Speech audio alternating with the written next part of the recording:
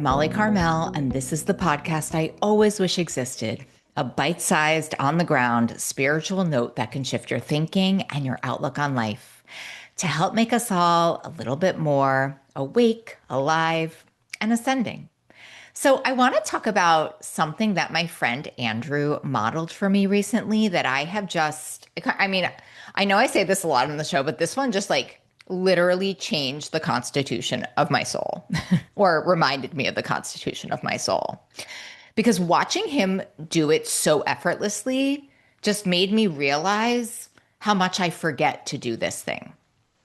So, my friend Andrew is a writer and a journalist, and I've known him for a really, really long time. And he was giving a talk at my local library. It was so fun. In this little town in Connecticut, he was giving a talk about a book he had just written. And I was so excited to go and see him. I was a little bit proud. And also, I love being a VIP.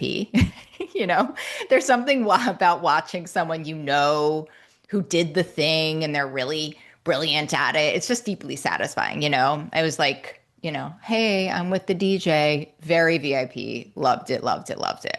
And honestly, he did great. He nailed it. He nailed it. Home run, 10 out of 10, no notes.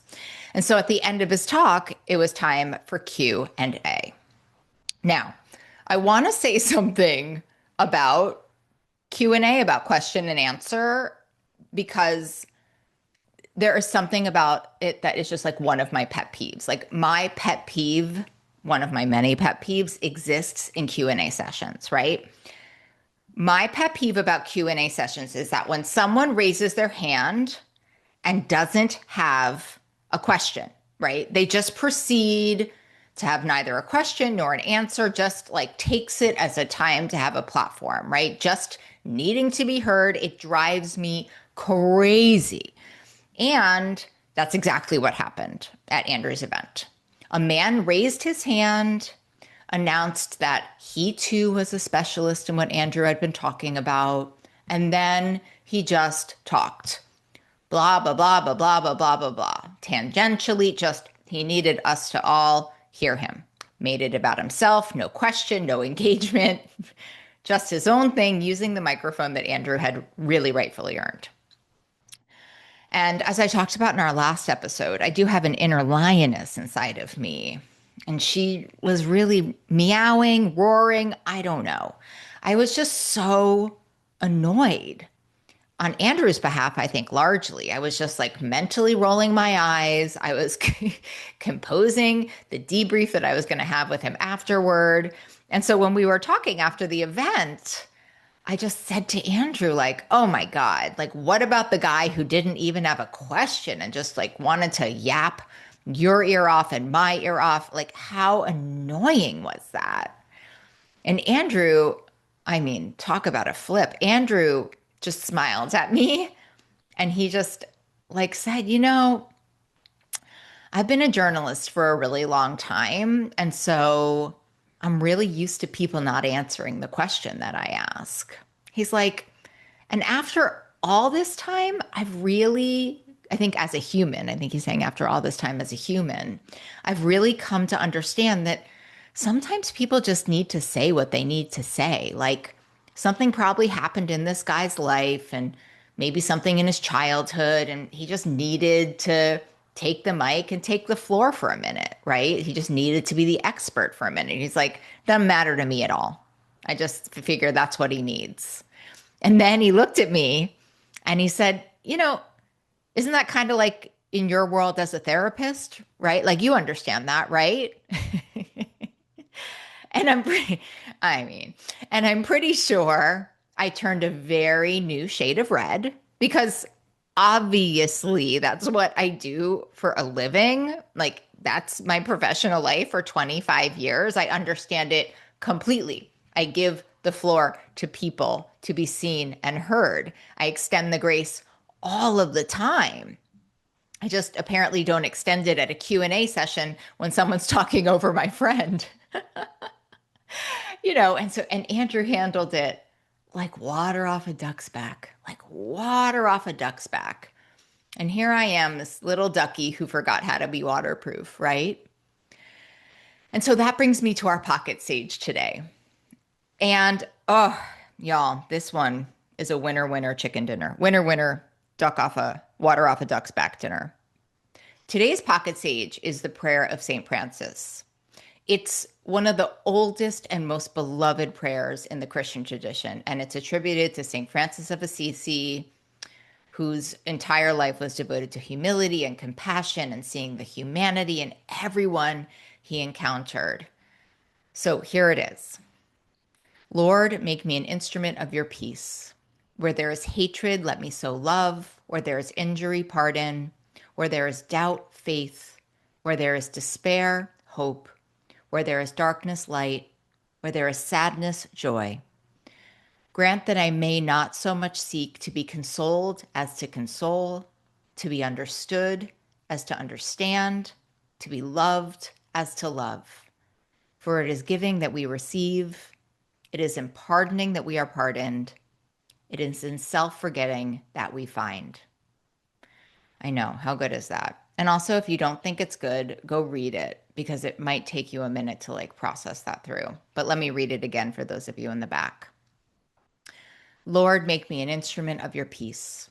Where there is hatred, let me sow love. Where there is injury, pardon. Where there is doubt, faith. Where there is despair, hope. Where there is darkness, light. Where there is sadness, joy.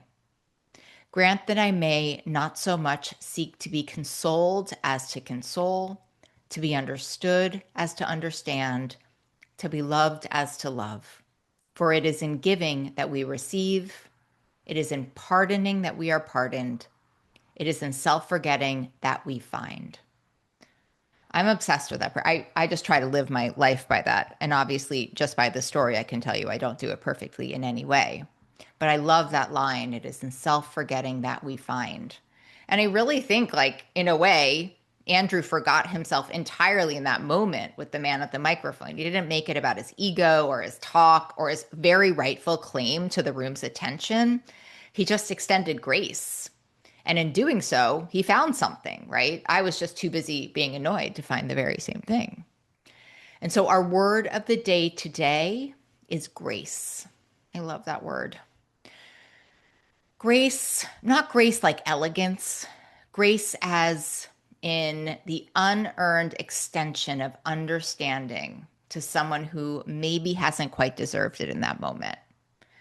Grace is like what Andrew gave that man at the microphone without even thinking about it. And grace as in what that prayer is asking us to offer, not because the other person has earned it, because offering it is who we want to be. And the reading is really saying that grace is not a passive action, and it's not by any means. I mean, sometimes you got to really muster it, right? But it's also not rolling over or being a doormat or pretending that something didn't happen. Let's be clear on that. Grace is an active choice to see the humanity in the person in front of you, to understand that their behavior is coming from somewhere, that something in their history or their wound or their need in that moment is driving it, and to respond from that understanding rather than from your own reaction or irritation.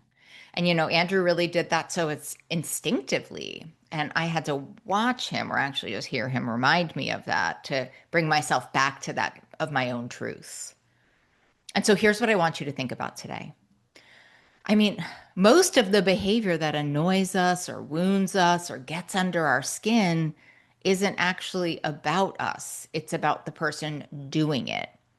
And when we can remember that, when we can hold enough self-forgetting to get curious about what is driving the behavior rather than just reacting to it, we can really shift everything. I love that phrase, they're not doing this to you, they're just doing this. And I'm telling you, this story, it seared in my soul. And I think about that man at the microphone, and Andrew's read on him was so generous and so probably accurate. Yeah, something happened. Something in his life made him need to be the expert in that room for 5 minutes, maybe longer. And Andrew, instead of taking it as a personal affront to his talk or his expertise or his evening or talking over him or whatever it was. Like, just gave the man his 5 minutes, saw the need underneath the behavior, extended grace. And I mean, I do this as a therapist and as a coach, and I do it with my friends. I'm actually quite good at it, but I sometimes forget, right? I sometimes forget. I forget with the person who cuts me off in traffic. I forget with the friend who makes everything about herself sometimes. I forget with the family member who says the thing that always lands wrong. I do it a lot. I forget a lot. Human's gonna human, right? And in those moments, I really forget that they too are coming from somewhere, that their behavior too has root, and that the grace that I extend so freely in my professional context is readily available everywhere else in my life. And I love the St. Francis prayer. I love it. I love it. I love it. I really try to say it every day. I probably didn't say it on the day that Andrew's talk was, right? Make me an instrument of peace, not a recipient of it, an instrument of it, which means the peace moves through you outward toward the man at the microphone, toward the person who's hurt you, towards the family member who doesn't quite know how to show up. You become the source of something rather than the judge of someone. And listen, these are high aspirations. Again, we're human beings. We're fallible. That's the deal, right? I'm not always there, but I want to be. And like, honestly, I know Andrew. Andrew's not St. Francis. Let's be clear on that. I'm sure he falls short all of the time too. I'm sure he has his moments, right? Progress, not perfection. That's the whole deal. But what I witnessed that night was not a man who never gets annoyed or takes things personally. It was just a man who, in that particular moment, chose differently. And that's all any of us can do. Moment to moment, better choices, trying to be like St. Francis. So here is your reflective question for the day. What is one situation where you could offer grace today instead of a verdict? And I am right here with you, Ascenders, practicing self-forgetting, trying to extend all the grace, and really trying to be an instrument of peace in the rooms that I actually live in. And if this one landed with you, share it, scream it from the rooftop, subscribe, let people know, because we want to grow our Ascender crew. The more the merrier, because we rise together. Until next time.